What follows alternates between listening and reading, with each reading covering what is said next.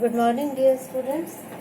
And now this is the last part of our story, the meeting pool. और अगर हम एक नज़र पूरी स्टोरी पे डालें तो हम देखेंगे कि रस्टी जो हमारी इस स्टोरी का नरेटर है, फर्स्ट पर्सन में वो हमको स्टोरी बता रहा है। और स्टोरी क्या है, वो केवल उसकी रिकॉर्डिंग्स हैं, उसकी यादें हैं अपने टीनेजर लाइफ की, बॉयहुड की, स्कूल डेज की, कि किस प्रकार से they were three friends, Anil and Somi, and how he had discovered this. And the title of this narrative is The Meeting Pool, because all their activities were centered at this pool. And he himself describes that how it was discovered by him. वो खुद बताता है कि किस प्रकार से उसने इस पूल को खोजा, फिर किस प्रकार से उसके फ्रेंड्स ने डिसाइड किया कि अब हम इसको रुस्टीज पूल ही कहा करेंगे, क्योंकि रुस्टी ने उसको ढूंढा था। और उसके पश्चात उसने बहुत सारी अनिल की जो एडवेंचरस डीड्स हैं, एडवेंचरस एक्शंस हैं जो कि उसने करे थे एट दिस पूल, वो डिस्क्राइब किए। और फिर ये भी बताया कि किस प्रकार से सोमी ने कहा था कि हम ठीक 10 इयर्स बाद इस पूल पर मिलेंगे वापस, चाहे हम कहीं चले जाएं, चाहे हमारी फैमिली हो, चाहे हमारे बच्चे हों, चाहे हम ग्रोन अप मैन कैसे भी हो गए हों, कितनी भी जिम्मेदारियों में बंधे हुए हों, लेकिन हम आज ये प्लेज लेते हैं, आज हम ये कसम लेते हैं कि हम 10 वर्षों बाद पुनः इस स्थान पर असेंबल होंगे, इकट्ठे होंगे। और उसी में वो बता रहा है लेखक क्या रुस्टी, कि ऐसे बाई चांस ऐसा हुआ कि उस दिन वह उसी पार्ट में था देश के, और इसलिए उसने सोचा कि चलो मैं पूल पर चलता हूँ। और जब वो पूल पर गया तो उसने देखा कि वहाँ पूल ही नहीं था, वो रवीन थी, मतलब वैली थी, वो घाटी थी। वो पूल की जगह केवल उसको पत्थर ही पत्थर, क्योंकि जब पानी खत्म हो जाता है तो वहाँ नीचे जो शिंगल्स होते हैं, बोलते हैं शिंगल्स, जो स्मूथ एंड वाइट स्टोन्स होते हैं, चिकने सफेद पत्थर जो थे वो वहाँ पे पड़े हुए थे, क्योंकि पानी वहाँ से सारा जा चुका था। स्ट्रीम ने, उसने कल बताया था कि शायद अपना कोर्स बदल लिया, कोर्स मतलब अपना रास्ता बदल लिया था, जिस प्रकार से कि वो कह रहा है वी हैड चेंज्ड आवर्स, कि हमने जिस प्रकार से अपना रास्ता बदला उसी प्रकार से नदी ने भी शायद अपना रास्ता बदल लिया। और फिर वो सोचता है कि वो लोग नहीं आए तो शायद, तो आगे चलते हैं कि शायद प्रोबेबली मतलब संभवतया, perhaps they both had families. मुझे लगा भाई मेरी तो फैमिली नहीं है, मतलब इसको पढ़ के हमें ऐसा लग रहा है कि वो सोच रहा है कि मेरे फैमिलीज हैं, बोथ हैड फैमिलीज, शायद उन दोनों के अपने अपने परिवार होंगे। I was the only one who hadn't really grown up. तो अपने आप से सोच रहा है कि अच्छा मैं ही एक बच्चा रह गया हूँ, क्योंकि मैं ही उस प्लेज को फॉलो कर रहा हूँ, उसको अपना जोड़ रहा नहीं हूँ। तो और मेरे फैमिली भी नहीं है, तो इसका मतलब मैं अभी तक ग्रोन अप नहीं हुआ हूँ। ग्रोन अप मतलब विकसित नहीं हुआ, तो मैं अभी तक बच्चा हूँ, और वो तो दोनों शायद ग्रोन अप हो गए हैं, उनके अपने अपने परिवार होंगे, और इसीलिए शायद वो नहीं आए। I was the only one, मैं ही केवल उनमें से एक ऐसा था, हु हैडंट रियली, जो वास्तव में ग्रोन अप नहीं हुआ था। ये विचार उसके दिमाग में आया।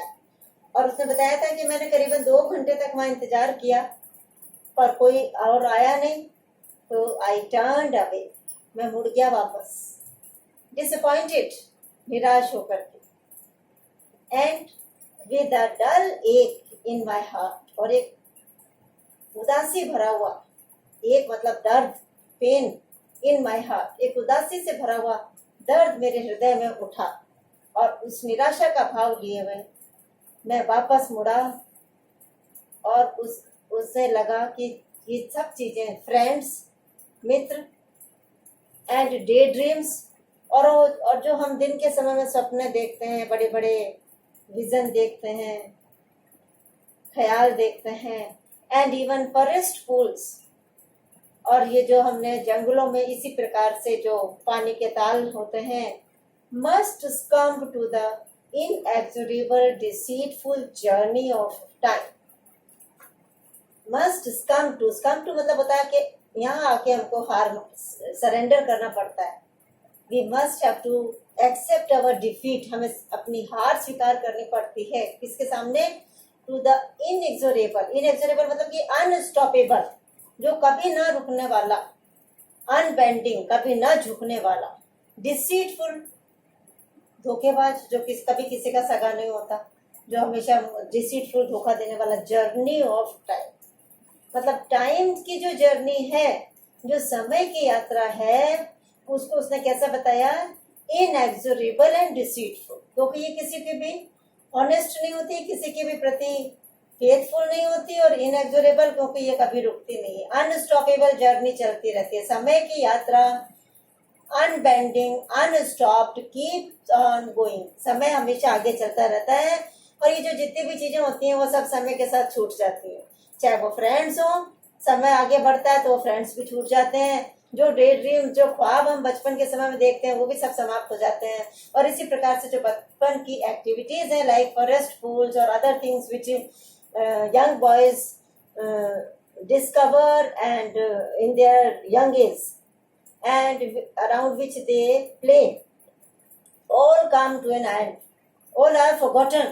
सब धीरे धीरे समय की जर्नी के साथ साथ सब पीछे छूट जाता है. मित्र भी पीछे, समय तो आगे बढ़े जा रहा है तो वो मित्र है वो भी पीछे छूट गए हैं, डे ड्रीम्स भी पीछे छूट गए हैं और फॉरेस्ट भी पीछे छूट गया है. और इस प्रकार से समय के साथ साथ समय आगे बढ़ गया इनको लेकर के. तो ये क्या, इस प्रकार से एक प्रकार का निराशा का भाव, समय के आगे सरेंडर करने का भाव रुष्टि के मन में, दिमाग में आया और उसको एक टीस सी उठी, एक दर्द सी उठी उसके हृदय. वापस चल दिया. उसने कहा था कि आई टर्न्ड अवे, मैं मुड़ गया, but I hadn't gone far. और कह रहा मैं बहुत ज्यादा दूर नहीं गया था. व्हेन आई हर्ड, जब मैंने सुना, द स्प्लैशिंग ऑफ वाटर, पानी के छप छप छप छप करने की जो आवाज होती है उसके स्प्लैशिंग ऑफ वाटर, पानी उछालने की सी, पानी गिरने की, छप छप करने की पानी की आवाज आई. एंड शाउटिंग ऑफ वॉइस, और उसको बच्चों की चिल्लाने की भी आवाज आई. बच्चे चिल्ला रहे थे, पानी की आवाजें आ रही थी. एंड पुशिंग, तो उनकी आवाजें सुन करके वो कह रहा है pushing my way through a thicket. तो मैंने मेरा रास्ता पुश किया, जबरन मैं संघर्ष करके मैं आगे कहाँ बढ़ा? Through a thicket. थिकेट होती है बुश, झाड़ी. झाड़ी के में से के रास्तों में से उसने अपना आगे रास्ता बनाया. इसको देखने के लिए उसको उत्सुकता हो गई कि आवाजें कहाँ से आ रही हैं बच्चों के चिल्लाने की और पानी की.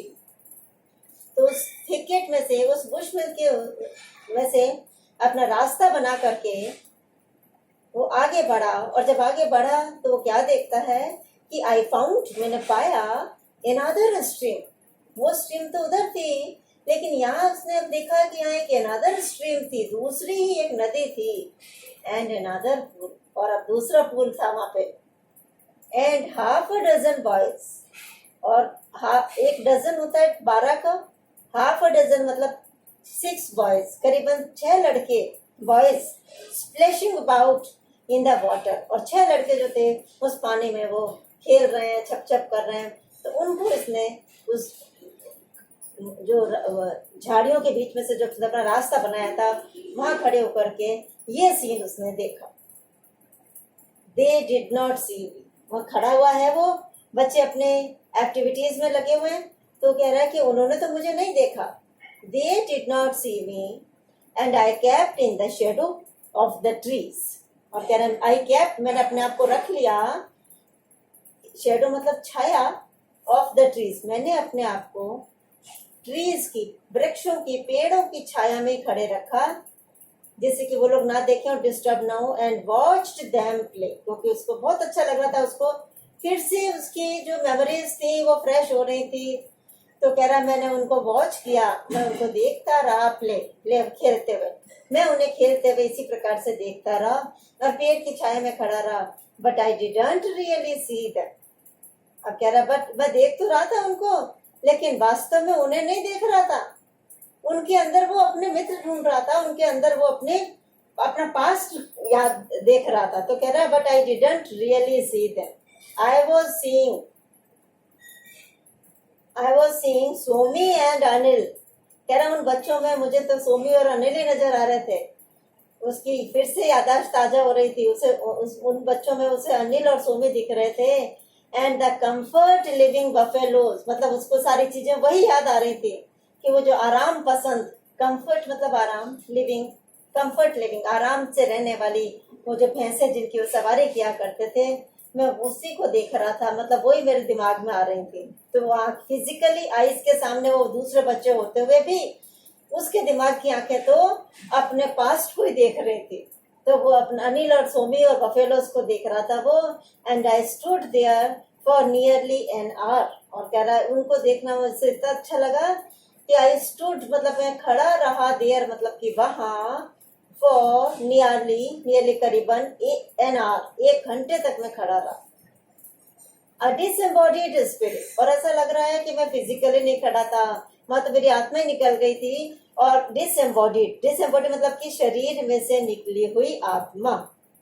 एम्बॉडीड होता है जो बॉडी में अंदर रहती है, क्योंकि हर जगह हमारे शास्त्रों में हम देखते हैं कि आत्मा जो है उसको ऐसा बताया जाता है कि आत्मा हमारे शरीर के कपड़ों के अंदर है। शरीर जो है वो उसका क्लोथिंग है, बॉडी जो है उसके अंदर स्पिरिट है। लेकिन उस समय से लगा कि मेरी आत्मा मेरी बॉडी में से बाहर निकल के आ गई है एंड रॉम्पिंग अगेन इन द, और फिर से प्ले कर रही है, उछल कूद रही है in the shallows of our secret pool. और वो जो हमारा इन्होंने सीक्रेट रखा था ना, इन्होंने कहा था कि अपन इस पूल को सीक्रेट रखेंगे और अपन किसी को भी नहीं बताएंगे, केवल अपन ही आके यहाँ पे खेला करेंगे।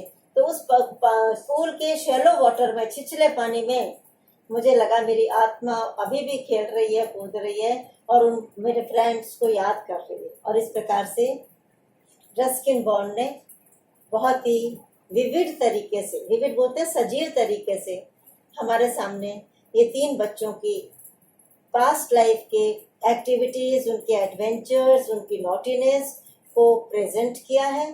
और इतना विविड है कि ऐसा लगता है कि हमने केवल पढ़ा ही नहीं है, बल्कि 3 फिगर्स हमारे सामने आ जाती हैं कि वो किस प्रकार से बच्चे खेल रहे हैं, किस प्रकार से फैलो की पिक्चर हमारे सामने आ जाती है, उस विस्फोट की पिक्चर सामने आ जाती है। तो इसका जो नरेटिव स्टाइल है, it is very impressive and very vivid and we are really impressed by this story.